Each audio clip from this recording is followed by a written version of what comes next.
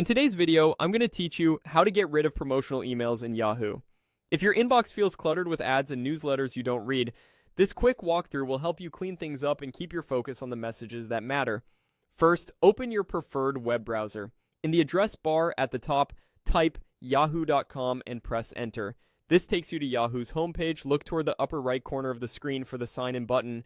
Click it to continue. Follow the on-screen prompts to sign into your Yahoo account. You may be asked for your email and password, and in some cases to verify a code for extra security. Simply proceed through those steps and wait a moment while Yahoo signs you in. Once you're in, you'll see the homepage update to reflect your account. Next, click on Mail to open your Yahoo Mail inbox. This is where we'll manage those promotional messages. In your inbox, find a promotional email from a sender you no longer want to receive messages from, things like newsletters or sales updates. Open that message so you can access the unsubscribe tools. Now scroll through the email content until you see the three-dot more icon.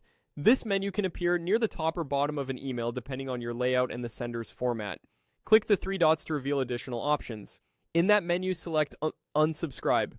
Yahoo will show a prompt or a confirmation screen. Click unsubscribe again to finish the process. That's it. You've told the sender you no longer wish to receive their promotional emails. Unsubscribing removes you from that sender's mailing list, which is more effective than just deleting messages. Keep in mind that it can take a few days for the change to take full effect, and you might receive one or two more emails during that period. Repeat the same steps for any other promotional senders you want to stop hearing from. Open the message, scroll to find the three-dot menu, choose unsubscribe, and confirm. As you work through a few of these, your inbox should begin to feel lighter and easier to manage. If you ever change your mind, you can resubscribe by visiting the sender's website and signing up again. For now, enjoy a cleaner inbox with fewer distractions. Thanks for watching, and great job taking control of your Yahoo Mail.